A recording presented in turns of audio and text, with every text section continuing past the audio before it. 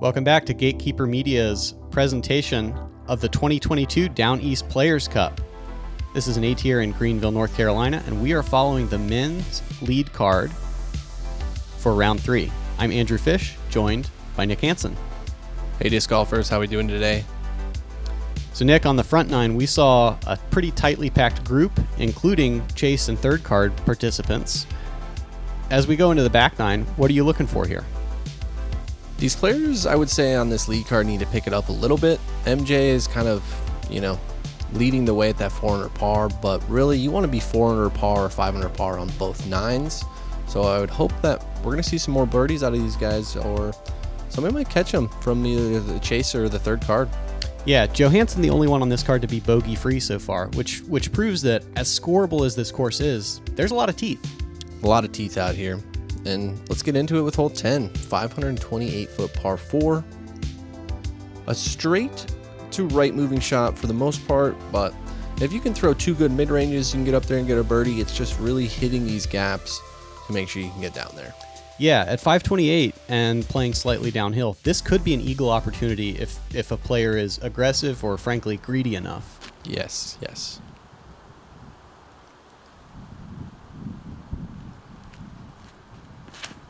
Ian with a Lutz.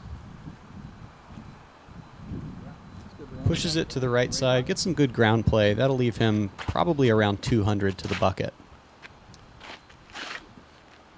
Johansen, if he eagles this with a Comet, I'll be impressed, but I wouldn't put it out of play for him. I would say he's probably going to go Comet, birdie.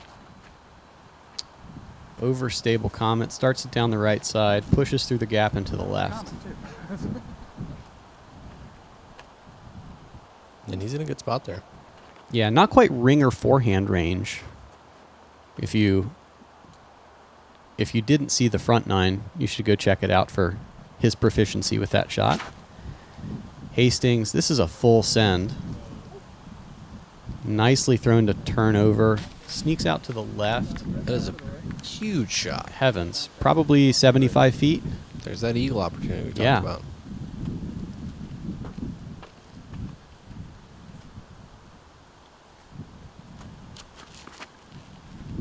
And Thompson flirts with the entire right side.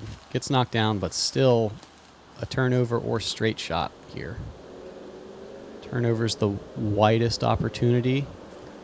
And he'll drift out there to circle 2. Hard to say if that branch is going to obstruct his ability to putt, kind of a up to down putt.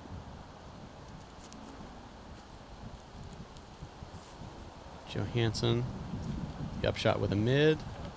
And that's nicely thrown. It's looking pretty good out of him. He's looking focused here on this back nine already, I would say. He's also maybe looking cold. He just put on a sweatshirt. It was chilly yesterday. I will say that. Yeah, we kind of had a windy day, overcast. There was the threat of rain, so I saw a lot of umbrellas being carried, but never opened. This would be very big for Hastings. Gets it up and high to the right. Oof. Dang, giving it a bid there, though. I think he kind of knows what's at stake, and he knows he needs to push a little harder with that three strokes that, my MJ's gained on this round already. Ooh.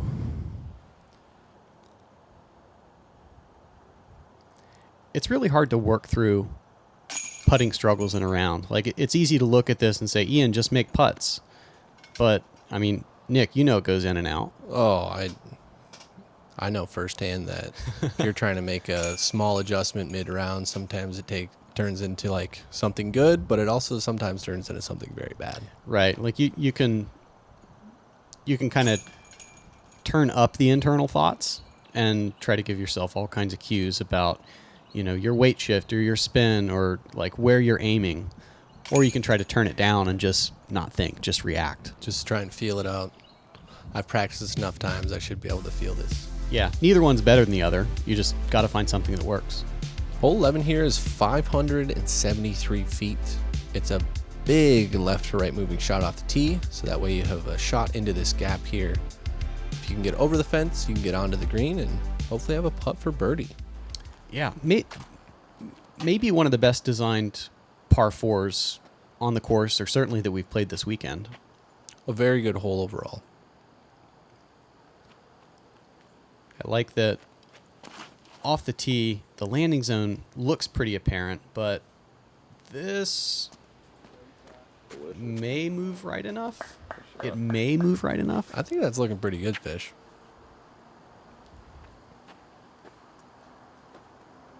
My conception was whatever I think it is, I need to go 30 feet more right of that. Yeah, I hear you there. Hastings, forehand hyzer. And I'm pretty sure that's going to be in a honey spot. He's just a little far back, which brings the low ceiling and high floor of that fence into play. Interesting to see Ian go to the backhand, even though his forehand is very solid. That's why you go to the backhand, I think. Yeah. Holy Hannah. Smoking What? a driver. I didn't even know you could get all the way up there. No. From the catch cam perspective, it's still moving at 96 miles an hour as it passes. What an absolute rocket.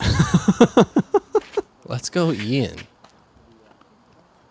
I might need to change like my conception of this hole from put it in position to just rip it into the gap if it's going to be like that. Matt with a nice forehand. He'll be over there by Dan. Yeah, flex shot. And this is clearly too low unless it pushes to the left side, which it does. Little kick there. Got him probably about circle's edge. Mm-hmm. Need a little love here and there. And I really like the balance in Matt's game. He throws forehand and backhand very proficiently. This one a little nose up, stalls out on the right.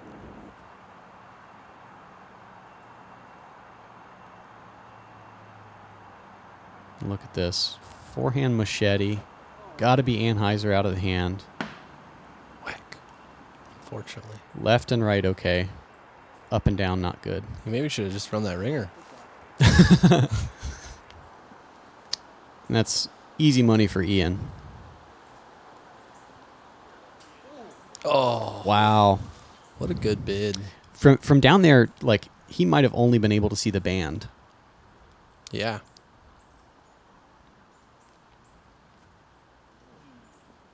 Same kind of thing for MJ. Like, being back where Matt is almost preferable to being right up against that. Dan, driven high into the chains. His putt's so interesting to me. It seems like it's a pitch putt, but then it just carries at the same height, like a spin putt would. Yeah, he gets a good amount of spin on the putt when he does open his hand. He opens his hand what seems like pretty aggressively. Mm-hmm.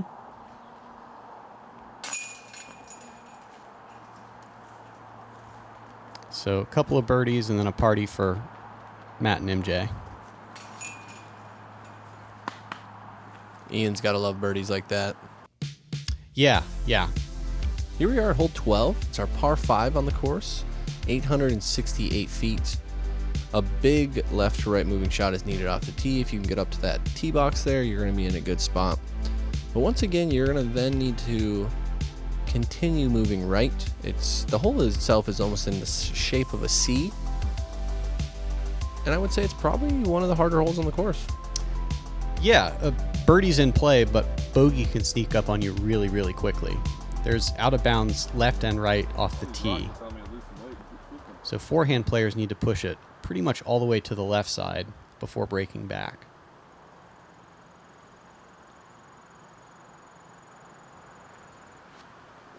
Oh, you suck, dude.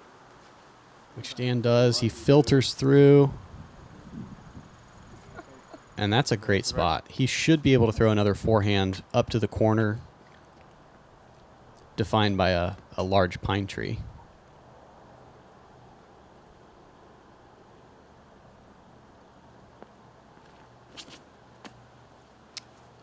Ian, little hyzer flip. He's been very good at that shot. Throws it almost too well directly into the hanging branch.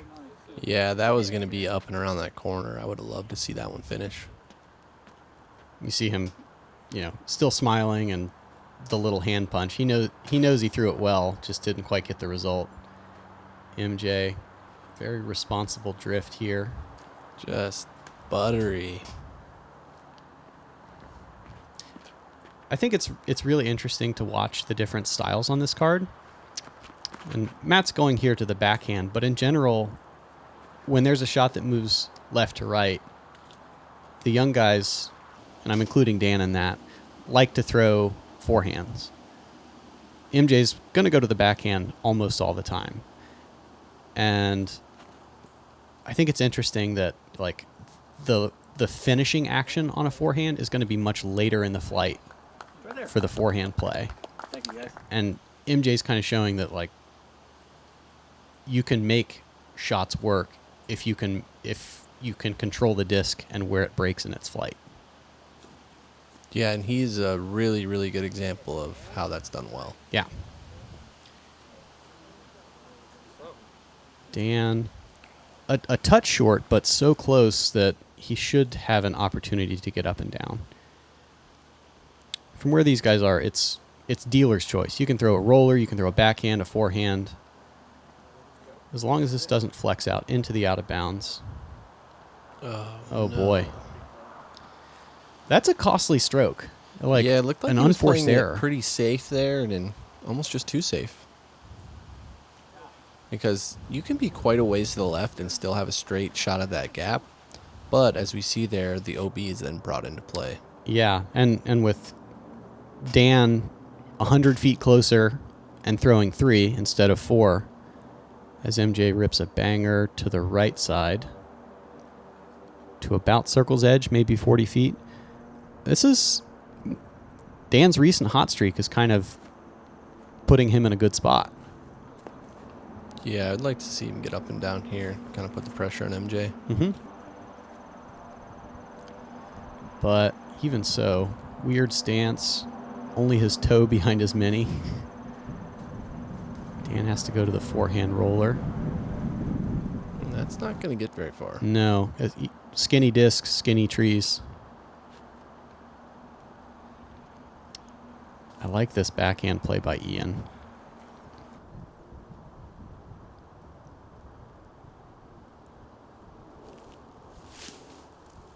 Dan's fourth. From back there, you just have to put it in the bowl. Yeah, I mean, personally, I'm probably just laying that one up. There's a lot of risk involved trying to get it that high and trying to make that putt. But here's a great putt from Matt from outside the circle. Yeah. You see him doubt it a little bit halfway there. But the full extension, the commitment, nicely done. Johansen, the par saved attempt. Yeah. Oh, boy. Matt was probably trying to pick one up there, and MJ said no. Yeah. MJ able to save his par. Dan will do the same. Ian for his birdie attempt.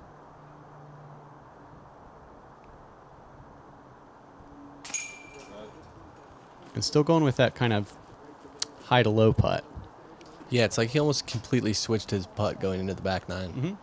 which isn't necessarily a bad thing if you have two styles of putting, but I don't recommend it for everybody. Yeah, it works. I know that sometimes my stagger putt will just not feel comfortable, but if I switch to a straddle, it's something I practice, I'm familiar with it, it can work. Yeah. Hole 13 here is a 513-foot par 4. There's two really routes to go. You can throw the hyzer as a right-hand player or throw that flat 2 turnover shot we saw up the middle. Really, you just want to get about halfway down the fairways so that way you have the chance to get up and down. Yeah, with some other tee pads on that left side, it's the most cleared out. Ian with a wonderful breaking shot.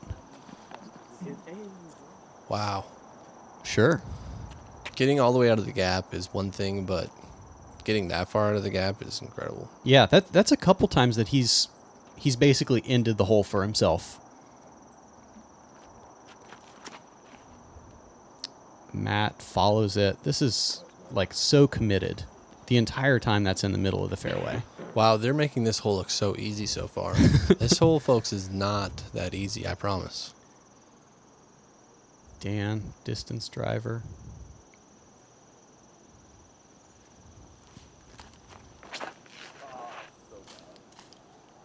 Just too high and inside to start. You saw that Ian and Matt both kind of started it on the Guardian tree on the left side and let it break. Dan with the distance driver going for more of a hyzer flip. And Johansen, butter, right over top of the tee pad. He's so good at finding center fairway. I was kind of surprised no one went on the right side there with the hyzer route. Yeah, I actually never practiced it, but I've had some folks tell me that, like, okay, tighter initial gap, but really opens up your options late. This is probably going to go to the right side of the center tree. Skip shot. MJ with a banger. And up there to 25. I was sitting there watching thinking he might need a little more disc, but proved me wrong. I mean, I would agree. Faster disc is more likely to get the skip and avoid the ceiling.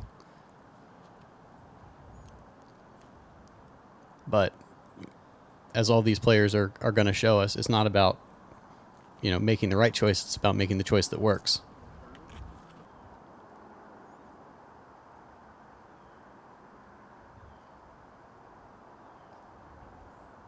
Dan with a long birdie look.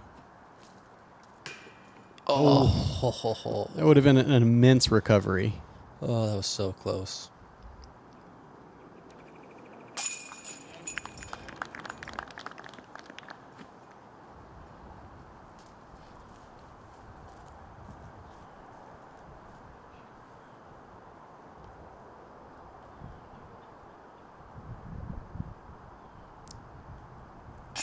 Thompson, little uphill look. In for the bird. Great confident putt there. And I think at this point we have people charging from the other cards, and MJ was tied for the lead at this point, I want to say. Yeah, I think so. Gavin Rathbun was out there shooting a hot number. Paul Oman making a real charge. Yeah, there was multiple people up at the top. Kevin Kiefer, Evan Smith. Discover Greenville, North Carolina, where we put whole hog Q on the map and inspiration lives on every corner. Unplug for a moment of tranquility or enjoy one of our parks, fields, greenways, or trails. Then recharge with fresh, local flavors, one-of-a-kind art galleries, and toe-tapping music. North Carolina's Emerald City is filled with countless hidden gems. Find yours in Greenville, North Carolina. All right, here we are at hole 14, 413 feet, it's a par 3. With the left to right wind today, this hole was playing pretty tough, but really you just got to get it down the gap and hopefully it skips up to the green. By this point in the round, there was a little bit of a crowd gathering, maybe 30 or 40 people watching the lead card action. Burchett out to the left side. That's kind of just Parsville.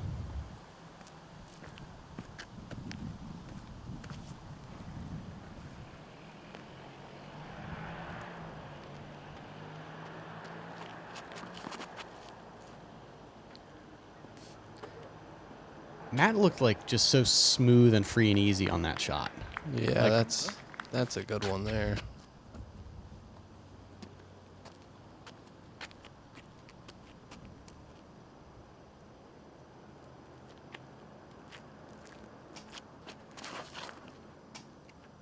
Johansen.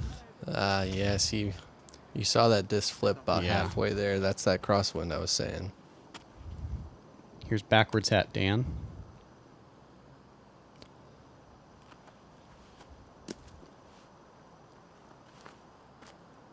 And with nobody else in, well, I guess Matt's in sort of position for a birdie. This could be an opportunity for Dan.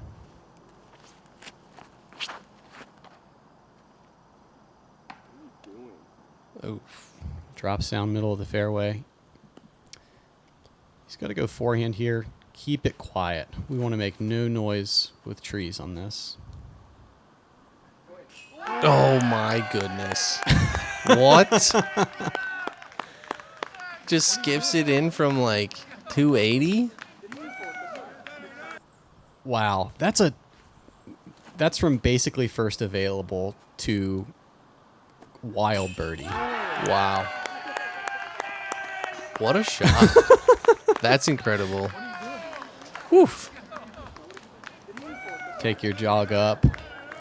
Here, MJ, I bet, thought they were both going to, take par, and he just throws one in. Yeah.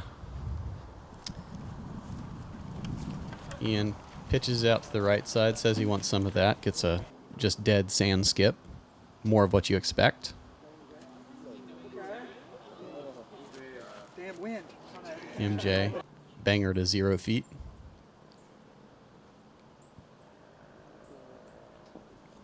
Man, these two are really just going back and forth today. Right?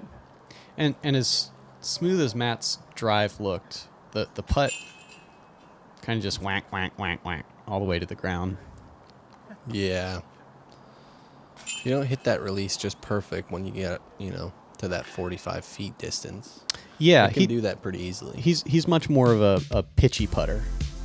Here we are at hole 15. It's a 551-foot par 4. Couple gaps you can hit off the tee, but really you just want to get up into this landing zone here to then try and access the green. When you get towards the green, it is a pretty sandy area, so you either need to skip early or you need to land it where you want to land. And that elevated basket makes it pretty critical to get, up close. Yeah, I'm looking to be inside 20 on this one if I can. That's the goal. Dan up the middle, no fear. Tags the last tree, but still in position. He'll have likely a backhand hyzer approach.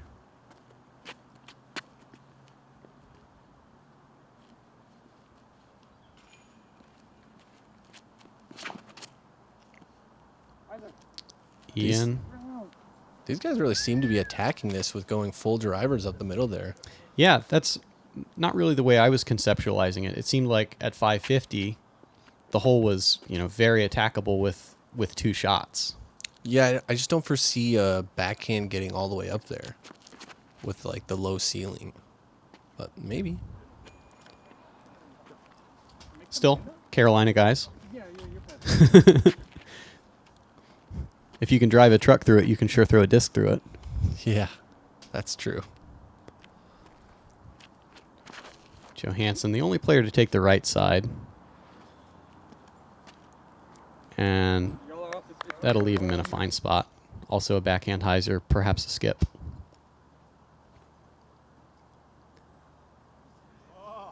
As you mentioned, Dan wanting to get an early skip. Yeah, but that was way too early, Mm-hmm. unfortunately. He needs to ride probably another 50 feet before it skips. Thompson kind of pinched over here.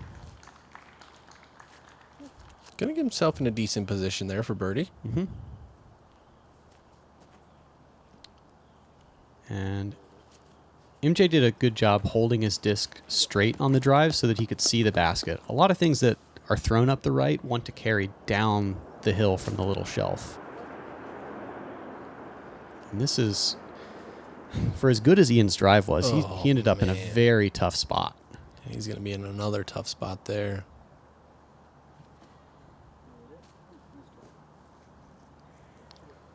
Dan wanting to run that there, but it looked a little tentative to me. Yeah, elevated basket. That's part of it. And Ian's so blocked off by cedars that he has to lay up. Good putt for Dan to get his par. But likely seeding a stroke here. This was one of the easier holes on the day.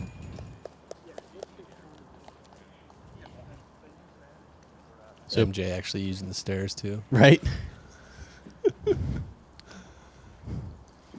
I'd make fun of him for being old, but I understand.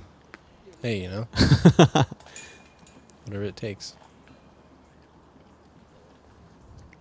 I see a background Nick. Yeah, I was going to say, catching some lead card coverage. Hole 16 is 288 feet. It's a par 3. Also one of the easier holes on the course. Really, if you get over this hill and it kind of funnels down, it's going to funnel towards the basket. You really just got to miss those 2 trees we saw there. The difficult part is you can't see the basket at all off the tee, so you just have to have a vision in your head of where it is. As it crests. That's a good one there. When you have a blind hole like this, like, what is it for you that you do to solve it? Do you walk up the fairway? Do you just trust your like practice round solves? Yeah, so if I'm blind, I'll walk all the way up. If it's a course I've practiced numerous times, I'll usually already have a spot, that I'm aiming at, that I just need to hit that spot. If I hit that spot and then it fades, it's going to get there. But it really just depends on, the wind condition and how many times I've practiced it. Sure. Are you like picking another landmark, like a tree or a something else that you can see and saying, I know it's 30 feet left of that? No, I really pick a line that I'm trying to hit with my disc to get the result I want. So I might be just aiming, at like a certain spot in the trees on the far side. Not that I'm going to get to that spot, but I know if I hit that when it breaks right or breaks left, it's going to get to the spot I want. So you're saying I want the disc to start here, Yes. rather than where you want it to finish. Correct. Okay. Saw Ian come up short on his drive. Kind of a long run attempt. Dan keeping pace with the birdie as Johansen and Thompson both parked.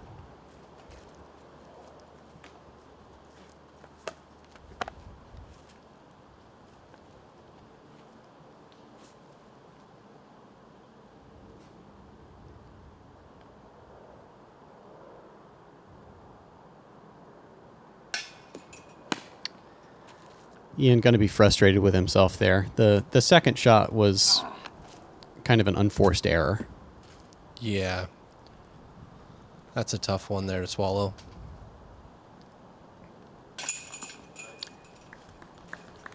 Is there a point in a round when, you're on the lead card, you maybe stop thinking about the lead and start thinking about like your placement, or are you just foot on the gas going for birdies all the time? I mean, it really depends, but for the most part, I would say I'm trying to get as many birdies as possible. Mm-hmm. Hole 17 here is a 371-foot par 3.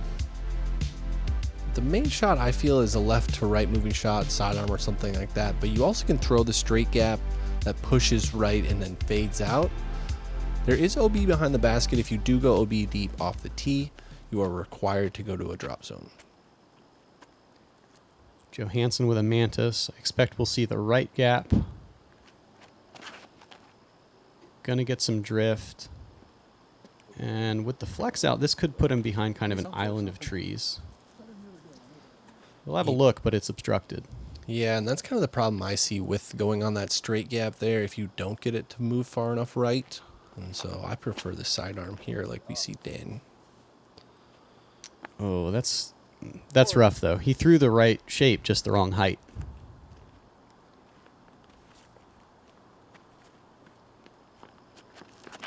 Matt electing to go backhand. Anheuser release. He gets such a clean spin on the disc. Yeah, that was a really good shot there. The tree, stopped him. He's still going to be inside the circle, but that would have funneled up to maybe even bullseye.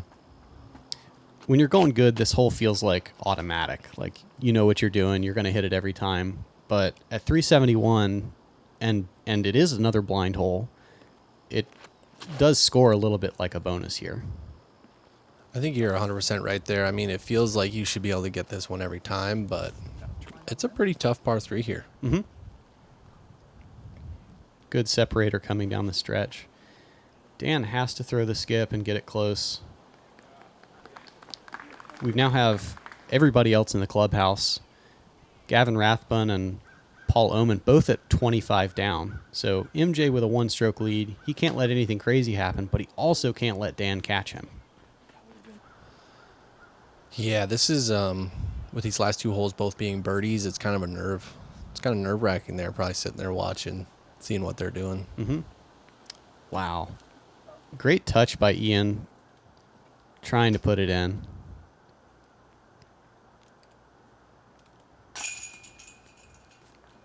And well done by Matt.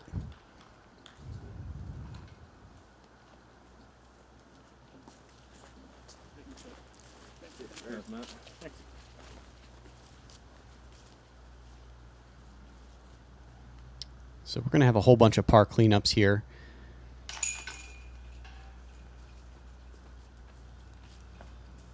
Really not what the players are looking here for, but par is not terrible on this hole, I would say. Yeah, they've all done pretty good work here on the back to get some good scoring done.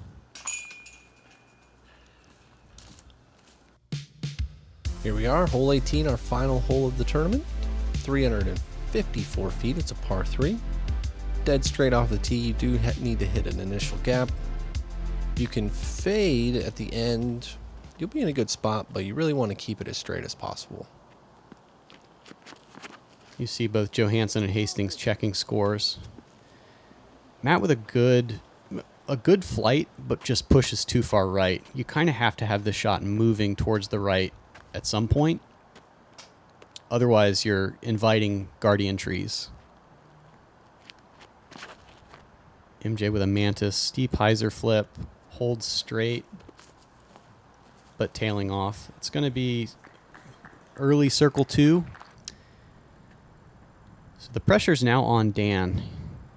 He needs to put himself in a position where he can putt for birdie. Yeah, and put some pressure on MJ to make his putt. Flex shot forehand, punches through the gap. Oh, what a shot on the last hole. So that's really, really big for Dan. It means he's got 15 feet to get to 26 down. That's going to force MJ to make his putt or play for the playoff. Ian trying to follow. Tickle, Catching tickle. a little early there, unfortunately. Otherwise, that probably would have been closer to where Dan landed. Matt fortunate to have a unobstructed look. Good weight, good hyzer, good speed control.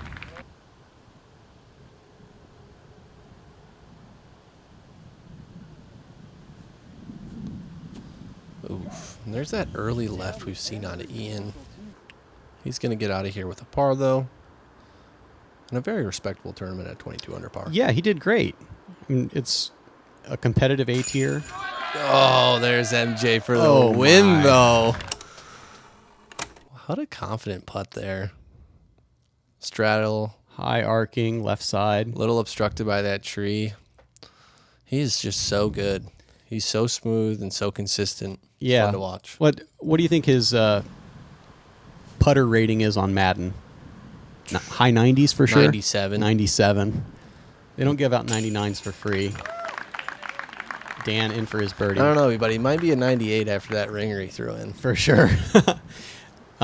Great tournament by Dan. He started really, really slow, but then just shredded the back to kind of put the fear into MJ. Yeah, it was fun. They battled back and forth this entire round. Great to watch. Dan going to end up in solo second.